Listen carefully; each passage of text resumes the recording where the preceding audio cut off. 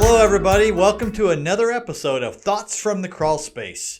Today we have a very special episode that you might not be able to find the direct correlation to a home inspector, but bear with me. So people more and more, really starting in 2020 when the shutdown happened and people stayed in their homes more often, they really started thinking about a little more about growing their own food. Today we're going to touch on what it takes to kind of be a beginning homesteader. This doesn't mean you have to be a prepper and live in, a dark woods and, store food for years on end. But we want to give you some of the basics. People buy a house, they love their house, they want to stay home. Going out to eat is getting more and more expensive. The food quality isn't as good as it used to be. And a stat I read said that in 2019, 33% of people grew food at home. In 2024, that's up to 43%. Now, that could be a tomato plant on the back porch. It could be a 1-acre garden. Growing food at home has a big umbrella under what that's under. But what we've done today is I have Riley Phelps with us. Riley got married. Riley Sandy with us today. And she is a homesteader. She leads our office. She's been with the company for over 3 years now. And she is passionate about homesteading. And she lives in Michigan and is just done a great job of getting started. So she's here today to just share a few tips for you on how to get started. If you look online or you start looking at videos, or maybe even this video, it can be easy to get overwhelmed. So many people have been doing it a very long time, but my encouragement to you would be just start somewhere. And so Riley's going to give us a few basics today on basically the two areas of homesteading, I think, that most people think about when they think of this, and that is the plants you plant and maybe the animals that you raise. So if you just want to do plants, you can just do plants. But we're going to have some information here today for you that helps you get started. So Riley, talk to us a little bit about that person that they want to get started. They don't know necessarily where to start. What kind of plants should they look to buy? How should they decide? Do we want it just for eating now? Do we want to store it long term? Do we want to can it? Where would they start? So I would start with knowing your growing zone. That's going to be one of the bigger key points to knowing, what you can grow, when to plant the certain things like that. So northern Indiana, southern Michigan, we're in a grow zone called 6B. So they do it, by number and numerical and alphabetical order. So, in Florida, they're going to have a way different growing zone, obviously, because they're, way warmer than us. They don't have, cold temperatures, things like that.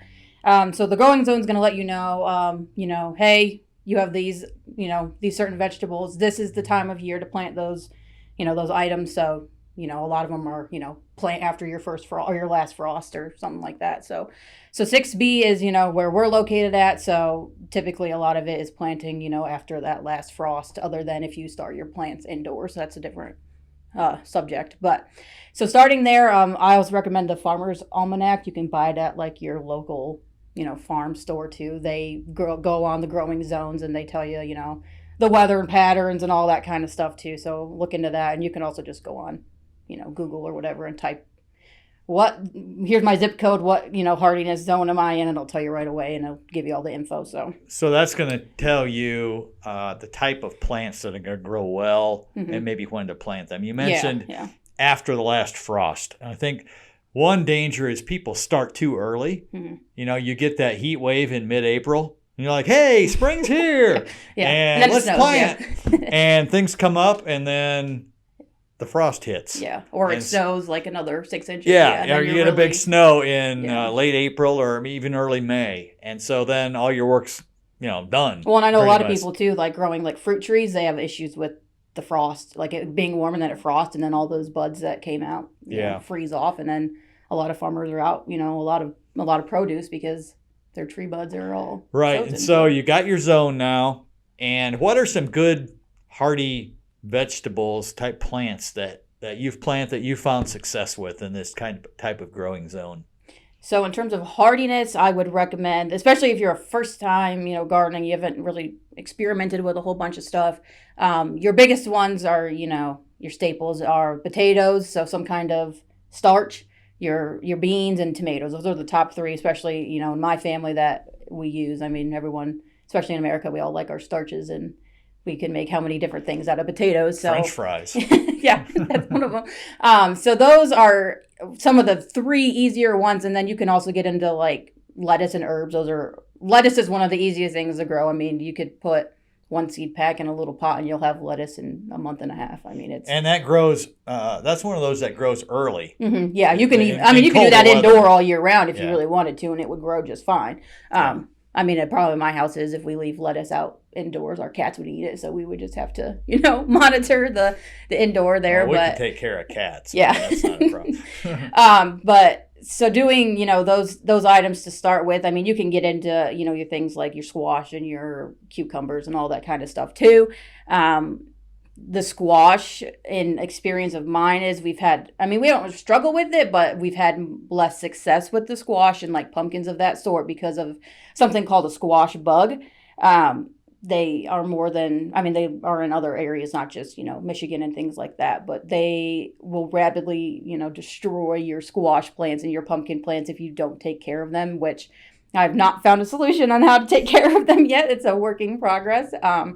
But so, there's definitely, different things you have to do for different kinds of plants. And they always talk about companion planting. So, planting certain things next to each other that like each other. And there's certain things that, if you plant this versus this, I mean, it could, not cross-contaminate, but they don't like each other kind of a thing. So right. And that's a good point. And it's something we can't dive into in depth. But companion planting is a way to naturally dissuade certain bugs, grubs, things like that because they don't like it, so they're not going to get near another plant. And you're right, some go together. That's another topic that you might want to research on. But just basics, lettuce, cucumbers, all those things.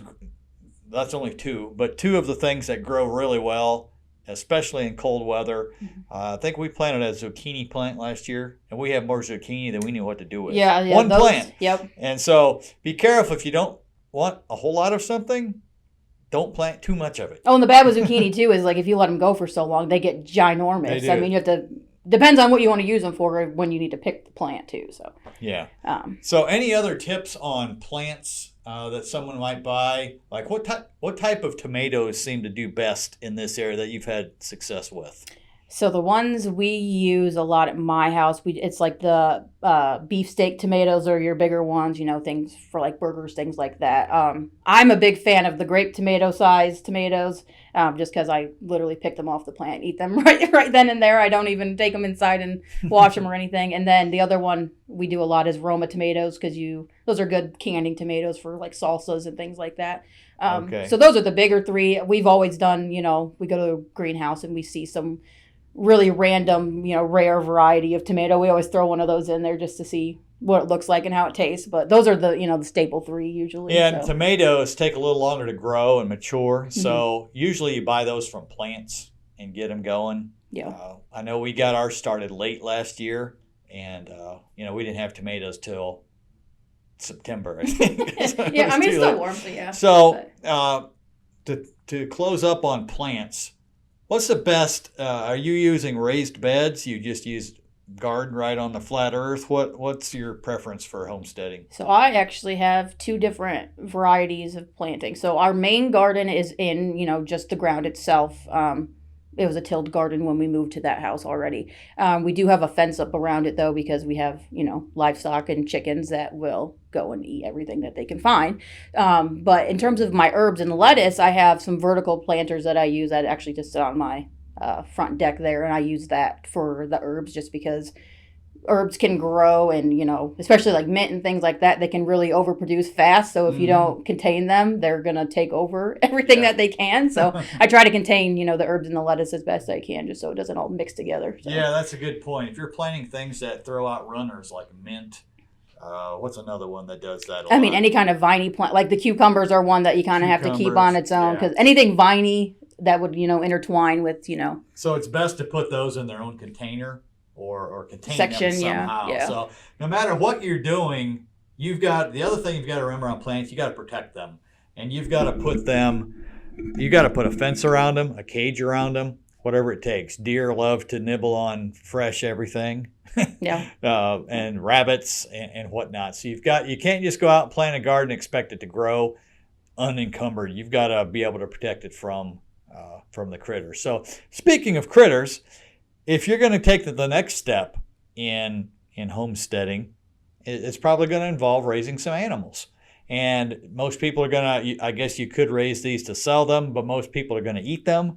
So what are some okay, we don't have the room. My subdivision won't allow me to have cows. Yeah. What are some smaller animals that are effective at producing food that you can raise? So if we're talking subdivision, you're probably not even going to get into bigger birds like turkeys and stuff. You probably stick to your chickens, maybe a guinea, which honestly, a subdivision probably won't even allow a guinea because they're really loud, especially if they're on their own. So that and maybe like a rabbits would be what you stick to just for, sake of space. Chickens too, you can go, two different ways. You can go with egg layers and just sole purpose of, producing eggs, or you can get meat birds.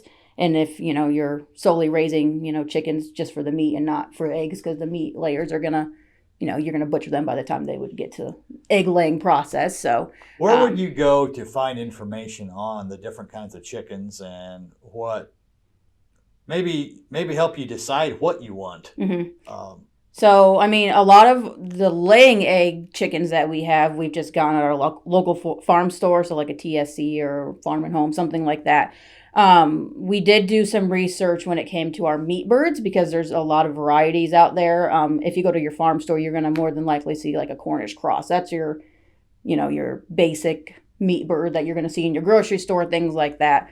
We ordered our meat birds online, actually. You can do that, which is bizarre, but we did like a Freedom Ranger variety, which is a, non-GMO, variety of meat birds there. So it kind of just depends on, how comfortable you are with, certain varieties of chickens. You can definitely just go on Google and, do your research and see, each variety has, certain things about it. And I'm sure someone at a farm store too would at least have a little bit of knowledge, I would hope, on certain things. So yeah, if you didn't want to do it online, TSC, Supply Company would be a good place to start. Anywhere that sells, chicks, something like that, yeah. So besides birds, what other animals that you would recommend for, maybe they're out of a subdivision and they just have a small plot of land and they still don't have room for the big animals. What are some other good kinds?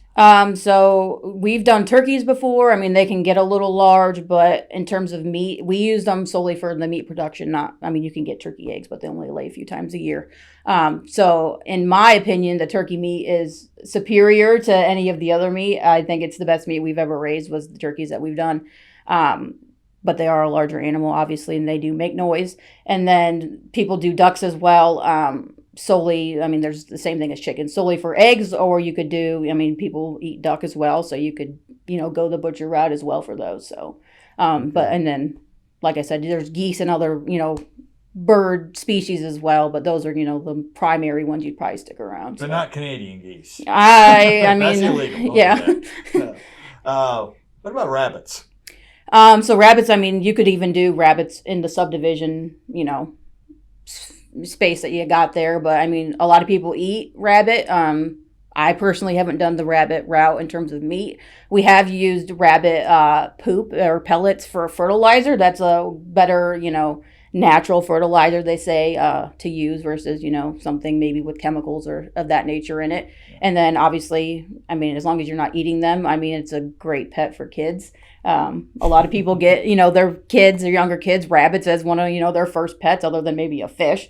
So, you can go the pet route as well. Well, that's the key. If you're going to eat it, don't name it. Well, yeah. You don't want your pet. But the thing to remember with all this is kind of like home renovation TV. You can get a lot of info on shows on TV regarding this, but it's not easy work. It's there every day. If you have chickens, the chickens are counting on you every day. And so if you're gone a lot, if you take a lot of vacations, probably not the way you want to go. If you set up plants and you leave for a couple of weeks in the middle of July, how are everything going to get watered?